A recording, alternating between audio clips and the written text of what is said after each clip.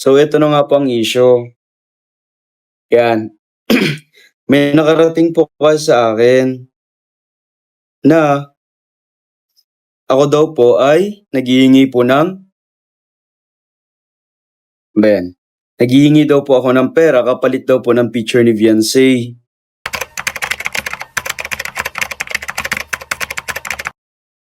So yun na nga guys, good morning, good afternoon, and good evening kung muli sa inyo lahat. Ito muli ang inyong lingkod, Batang Elio po, ano?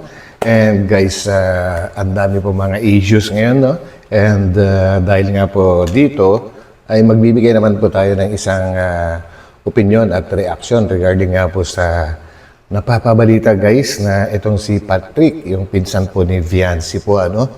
Ay pinagbibintangan na pinagkakakitaan or nagbebenta po ng pictures ni Fiancé or to be exact ay nanghihingi po ng pera at ipinapasok sa GCash kapalit po ng pictures si Fiancé at yan po ang ating bibigyan po ng reaction sa ngayon at para malaman po natin ang katotohanan po ano at wala tayong ibang pagbabasihan kundi mismo ang statement po ni Patrick kaya bago po natin husgahan ay kailangan po natin pakinggan ang kanyang statement po na buong-buo, ano?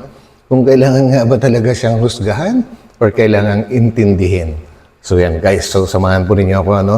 Bago tayo tumuloy dun guys, ay huwag po natin kalimutang suportahan po, ano? Buong Team Kalingap sa pangungunayan ni Kuya Bal Santos Matubang, Ate Ad The Vlogs, and syempre si Kalingap Rob and mega love shoutout po sa lahat ng mga solid Kalingap supporters. And lalong-lalo na po sa aking mga subscribers. So yan, samahan po ninyo ako guys. Panoorin po na buo ang video bago po magkomento para mas lalo po nating maintindihan. So yan, let's go! Yes, sir.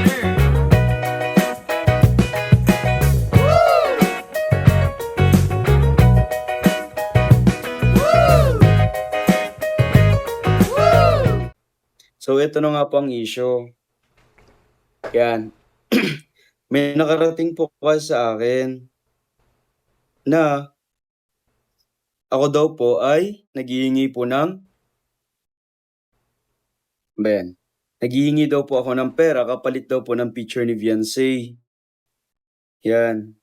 'Yan daw po, wait lang hanapin ko lang po yung Actually guys, yung mga ganyang paratang po, ano, napakabigat po dyan guys. At yan ang sinasabi ko na bago po natin husgahan ng isang tao, ay kailangan alamin muna natin ang buong kwento po ano, sa likod ng mga ganyang issues. So, pakinggan po muna natin guys kung wala bang pagkakamali dito si Patrick at kung meron man siyang pagkakamali or pagkukulang, kailangan bigyan po natin to ng advice, no? So, let's go. sinend po sa akin.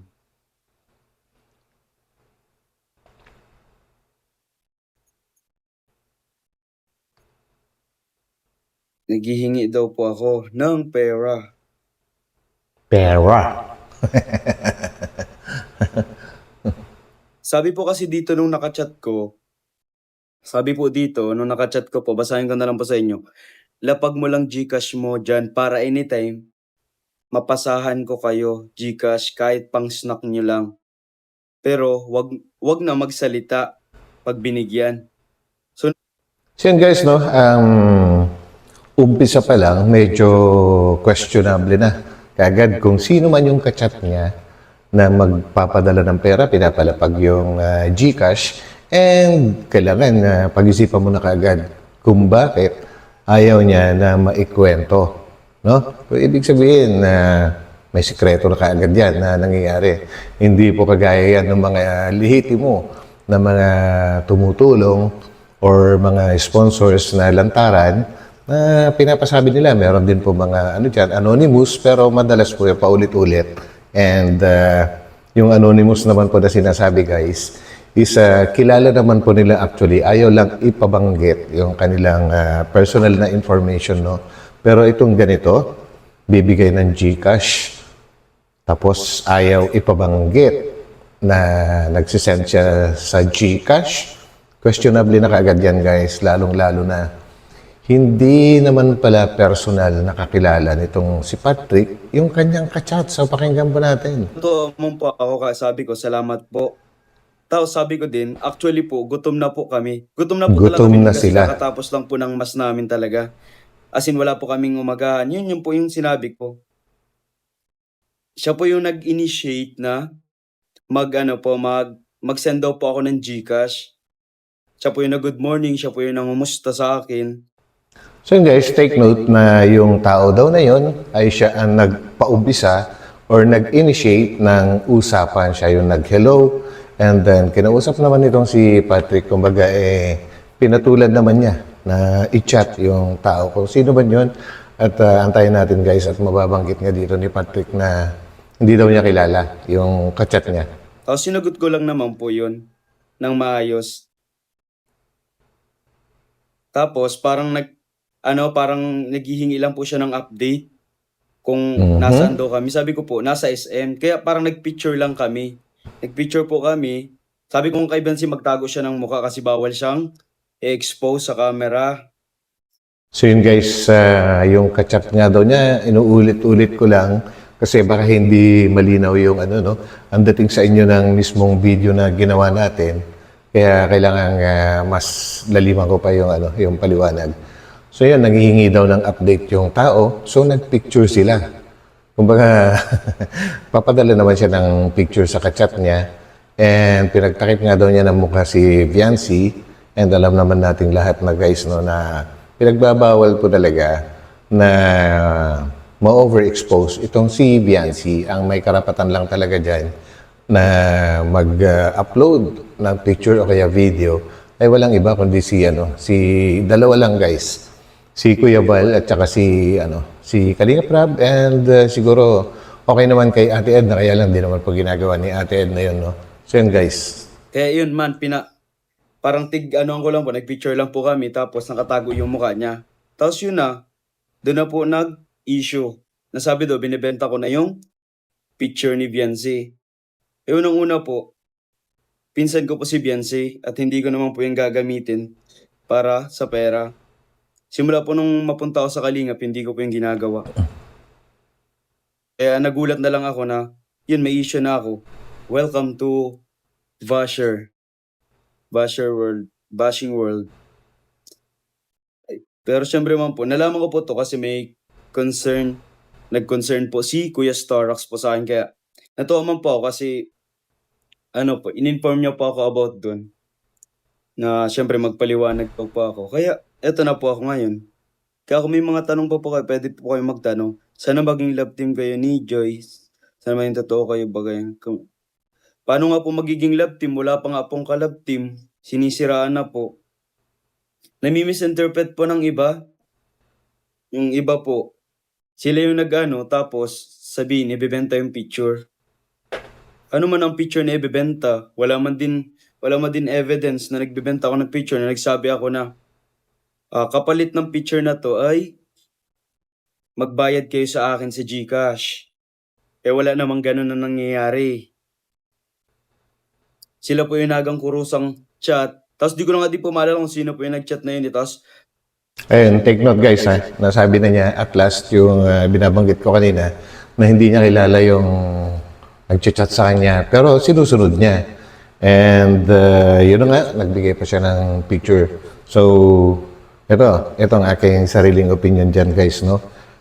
Ay dahil si Patrick po ay kailangan intindihin natin kasi unang-una, sariwang-sariwa pa itong tao na to sa social media. Kumbaga, hindi pa niya alam hindi pa niya kabisado kung ano yung kanyang mga pinaggagawa po, siguro naman wala siyang mentor na nagtuturo sa kanya kung ano ba yung tama at mali, dahil bata pa nga to, medyo mabilis mag-desisyon. So, ang maipapayo ko dito sa part na ito, guys, ay unang-una, may pera na involve at hindi mo kilala yung kachat mo. Ako, delikado po yan. Talagang pwedeng kang gawan ng issue. Lalo't may mga screenshot na nagpadala siya ng pera sa iyo. Tapos, una-una, hindi mo naman siya kakilala. And then, nanghihingi ng update. Tapos, nag-send ka naman ng pictures. Ay, alam nyo, guys, ang mga, yung mga bashers, kung basher nga ba pwedeng itawag doon, Ay, nako, marami pong paraan yung mga yan para makagawa po ng kwento, ano. Kaya ingat, ang masasabi ko sa iyo, Patrick, ay mag-ingat ka. Huwag mong gagawin makipag-chat or makipag-usap man lang sa mga tao na hindi mo kilala. Unang-una, ang protektahan mo si Viancy kasi si Viancy ay sobrang sikat. Sobrang kasikatan niya sa social media. So yan, number one na iisipin mo. Okay lang, makipag-usap ka kung hindi involved si Viancy. Kumbaga, sarili mo lang. Okay lang yun, walang problema. Pero pagkasama na si Viancy, ay hindi naman hamak na mas sikat siya sa'yo. Kaya dapat protektahan mo siya. So yun lang masasabi ko, guys. So pakinggan ba natin yung ibang sasabihin ni Patrick? Antik para pakalat niya. Tapos, ako na naman ang mali. Halos buong linggo nga po hindi pa ako makapag-upload kasi puro po busy na po agad kami kasi unang pasukan pa lang ay binabanatan na agad kami sa pagtuturo. Yun nga po ay mga basher nga po, tapos syempre po masira ka po kasi lahat niya pinapasahan. Sabi daw ni Kuya Star, lahat niya daw pinapasahan, kalat na daw. So wala So yun, masaklap yun, guys, no? Kumbaga ay nahulog sa patibong itong si Patrick, no? So yung tao daw na yon, lahat mga kakilala niya sa Kalingap ay pinapasahan niya ng picture na yon at mayroon ng kasamang kwento na ito nga't nagpapabayad itong si Patrick para sa picture, no, ni Viancy. Naku, hindi talaga malayong mangyari yan. Gawa ng sa pagkikipag-communicate mo, may mga ano siya, kahit wala kang sinabi directly na bebenta mo yung picture, pwede nilang gawan ng kwento yan. Alam niyo naman dito sa social media, guys, hindi lahat ng mga nanonood ay malawak ang pangunawa, no? Marami rin dito, guys, ang minsan nga nagbabase lang sa sa picture, tsaka sa mga thumbnail, minsan sa title lang, hindi na talaga pinanonood yung isang video. Yun na kagad, gagawa na kagad ng kwento. Napakarami pong ganun, guys. Kaya kung gusto mong malaman ang katotohanan, pakinggan mo na buo, panoorin mo na buo ang isang video. naman po ang magagawa. Sabi ko nga po kay Kuya, pabayaan na lang po kasi wala man po tayo dyan magagawa. Kasi nasa mundo po tayo ng social media. Yun. So, kailangan po talagang lalo na hindi ko man din kilala po yung nagampakalat. Pero nasa Yan, guys, ha. Inulit-ulit niya na hindi niya kilala yun. na lang po yan, nasa team na lang po yan. Sa Team EDSI, nasa viewers na lang po yan kung maniniwala po. Yun lang naman po. Kaya parang nililinaw ko lang po na walang nangyayari pong ganun. May tiwala naman kami sa iyo, kaya sana wag laging bigyan ng mga issue musta na ang EDSI. Okay naman po. Suot man po ni Viancy yung Yan. sing. So, ang isa pa po kasing kinakaano ko is, sila po yung nagantsara, tapos sila yung nagantsara, sila yung nagang tanong, tapos sinasagot ko lang naman. Kumbaga ako na lang nga po yung nagiging generous sa pag-update. Yun. Siya raw yung generous sa pag-update, no? Sa mga nag-chat sa kanya. So, yun po yung medyo nakikitaan ko ng kaunting pagkakamali kay Patrick kasi una-una hindi niya kilala and nagbibigay siya ng mga informations about Viancy po, And yan po yung isang pinakamasaklap, guys, kasi marami na pong naiinggit ngayon kay Viancy, so hindi talaga malayo na mangyari na gagawa sila ng paraan kung paano sila makakakuha ng butas kahit sa mga paligid ni Viancy. Pwede nilang siraan yan. Kagaya na itong si Patrick. And isang nakakatakot dyan, Patrick, no? Yung pagka may nagtatanong sa'yo regarding sa information or location mismo ni Viancy sa oras na ito, ay nako, huwag mong sasabihin. Nako, ay hindi natin alam kung may mga siraulo talaga na kayang gumawa ng kabalbalan. Instead na hahanapin nila kung may plano silang gagawin na katarantaduhan or kalokohan, ay napadali na dahil nagtanong na sa iyo at nasabi mo na kaagad. Nako, huwag na yan ang mga pakaiwasan mo. Kailangan siguro yan, lapitan mo sila Starrocks, yan yung mga ibang K-boys dyan Dahil sila mga veterano na, ano, alam na nila kung ano yung mga kailangan at hindi kailangan gawin pagdating sa social media. Yung pag-iingat, marami na experience yung mga yan. So, makinig ka sa kanila. Kahit halos hectic na po yung schedule namin, pero yun, ikaw pa din ang magiging mali. Kaya nga po, ang natutunan ko po dun, ang lesson na na-realize ko po dun is, wag na siguro po ako makipag-chat or makipag-chat sa mga fans, kahit kaninong fans po. Perfect. Yan, perfect yan. Bravo. At least guys, ay sa nangyari experience na ito ni Patrick, ay aminado siya na may natutunan siya, no? Napaka-perfect niyan.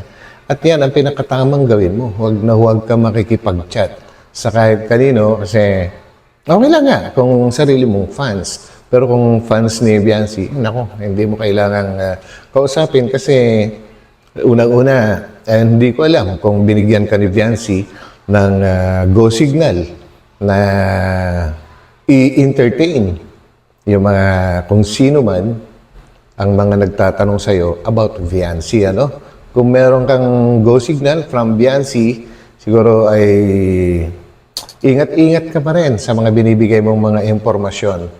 At ingat ka sa mga may mga money involved na ganyan kahit hindi naman kalakihan, pang merienda lang. Eh, pera pa rin yan. And magagawan ka pa rin ng kwento. So, ingat, Patrick. And mabuti at may natututunan ka kahit papano. Especially sa EDSI po kasi parang ang ginagawa po kasi ng mga basher, di ko alam kung EDSI ba talaga yun, kung Team EDSI ba talaga yun, kasi parang ang pinaka point of view niya is parang palayuin ako kila Viancy. Ba't baga sila nag-worry? Si Viancy naman is pinsan ko naman yun. Hindi lahat ng hindi lahat ng mga nakakapanood ng EDSI or nakakakilala kay Viancy, hindi sila lahat-lahat ay alam nila na magpinsan kayo. Una-una, wala kayong papel na pinapakita na totoong magpinsan nga kayo, ano? Eh, syempre, social media, ito, marami pong mga, marami pong dito, iba-ibang ugali ng mga tao na nandito. Alam mo ba na ang mga nanonood dito, milyon-milyon. So yan. Kaya hindi mo makokontrol kung ano man yung mga nasa isipan nila, no? Yan ang pakatatandaan mo. Kaya counting ingat. Malapit na parang kapatid ko na siyang tinuturing tapos parang ganun yung ini-issue sa akin. Parang mali man po ba yun? Yun po yung parang naano ko na wag na lang akong mag-chat, mag-topic, Tama. Tama. kasi parang lang po baga, parang mali man po yan na parang ikaw na yung parang nag-response ng maayos, tapos parang gagamitin yung chata nyo against you para Yan. sirain ka. Kasi papakalat na parang ganito kang tao, na parang ikaw na tao ka, manggagamit ka. Yan. Ngayon lang po nga ako nagka-issue ng ganito, hindi naman po ako nagkaka-issue ng ganyan. Dahil lang po dun sa good morning ng sino ba yung, di ko alam ko po kung sino po yung kachat kong yun. So yun guys, no? Muling inulit ni Patrick na hindi niya kilala yung kachat niya, pero sinasagot niya. Di ba? Kumbaga, medyo, red flag kapag ka mga ganung bagay. So, okay lang na makipag-chat ka, siguro sa mga talagang matagal mo nang kakilala or talagang nakaharap mo na mismo. Yan, or yung mga trusted na mga tao. So, kailangan marunong kang pumili, ng mga kinakausap mo. Hindi yung kahit sino naman dyan nagtanong sa'yo, sasagutin mo na kagad. Well, siguro hindi mo na trabaho yun na sagutin lahat kung sino-sino man ang mag-chat sa'yo. So, yun. Di ko pa alam kung sinong kachat ko. Nalimutan ko na din po eh. Kasi lang po siya, tapos parang naging lang siya ng update. Tapos siya po yung nag-volunteer na bigay daw po siyang GCash. Ako po, may pasok pa ako. Actually, gising ko lang din po.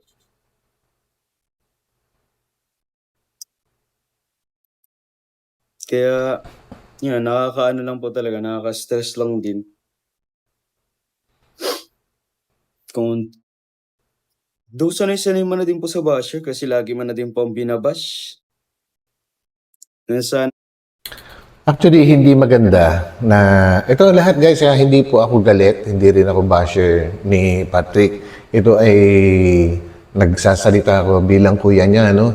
And sana nga ay mapanood niya itong video and sana ay may mapulot siya kahit papano na mga kaunting aral man lang. And sabihin na natin na dahil malayo yung agwat na edad namin, nakakapagsalita ako ng ganito, mas marami na po akong experience na gusto kong i-share din sa kanya. No? Hindi po ako basher ni for your information, hindi ko po binabash itong si Patrick. So yan po. na lang din. Pero syempre, ano pa din po yung pangalan. Kaya kahit papaano po, nililiwanag ko lang po. Para po dun sa mga fans ng EDC, huwag po kayong mag-worry, hindi ko po ginagamit si Biancy. Hindi pa ako nang gagamit. Hindi pa ako ganun. Tama. Tama, huwag makipag-chat sa di mo kakilala mga bashers. Yan! Please, Yan! ingat gagamitin nila mga chat mo. Yan! Kahit sino pa. So yan, no? Yung mga fans ng EDC na andyan sa live mo ngayon, yung advice nila, same as my advice. Kumbaga, yung mga yan, pakinggan mo, yung mga nag-a-advise sa'yo ng ganyan kasi sigurado at malamang sa malamang ay yung mga nag-chat na ganyan sa'yo, nagko-comment sa live stream mo, nag-a-advise na maganda, ay siguradong mas malawak ang kanilang experience kaysa sa'yo. Yan. So makinig ka rin. Kaya nga po ay, ignore mo lang yan, Pat. Mayang ginibong buhay, gibuhon.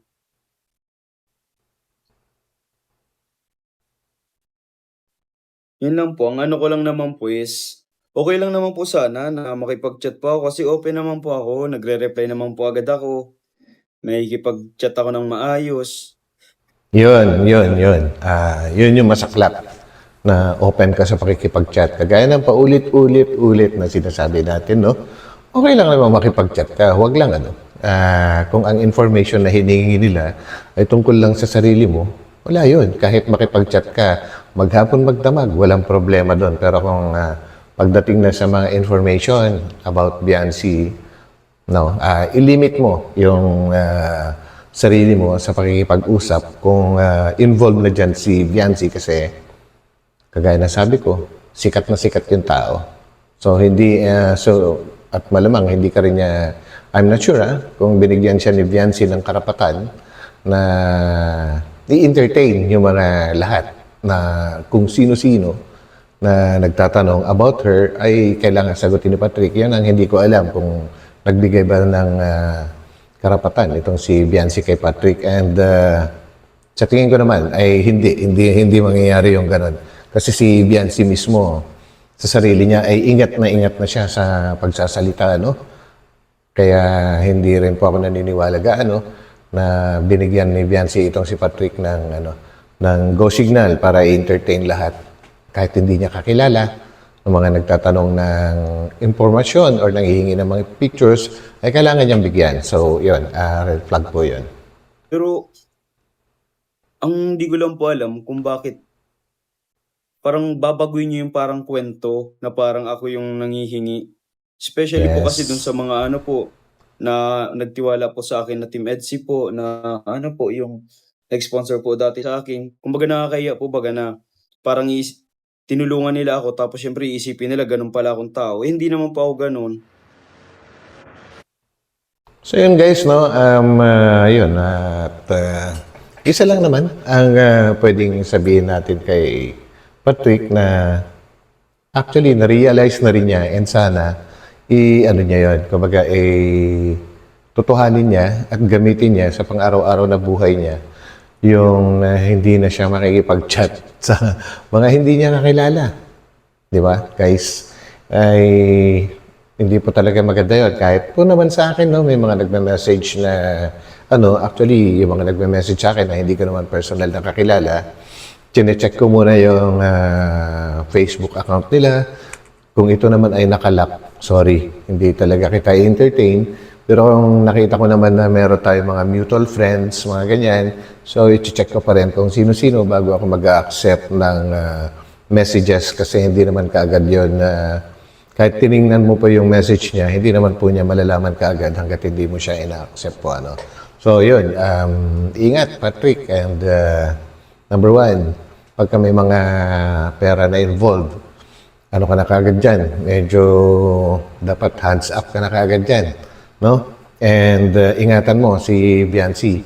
Huwag kang magbibigay ng mga informasyon kahit anong informasyon tungkol sa kanya, lalo na location, yan. And thank you din sa iyo dahil kahit papano, no, ay na-realize mo yung pagkakamali mo at sana ay huwag mo na ulitin.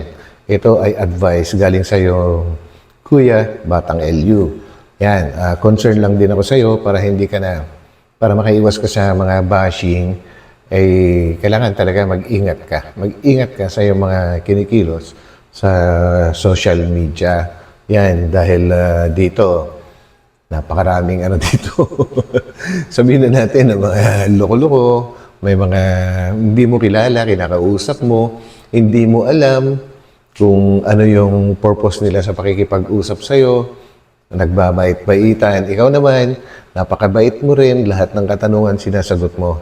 So yun, alam mo na kung anong dapat mong gawin ngayon dahil ikaw na mismo yung natuto, aminado ka na. So yun guys, and ito muli ang inyong lingkod, Batang Elio, at maraming salamat po sa pagsama ninyo sa akin muli sa maigsing vlog na ito. Ano? And sa iyo, Patrick, last word ko for you is protektahan mo si Biancy. So yan. Maraming salamat guys, and pansamantala magpapaalam po muna ang inyong lingkod, Batang LU. Magkita-kita po tayo ulit sa aking susunod na upload. So bye po muna pansamantala. Bye!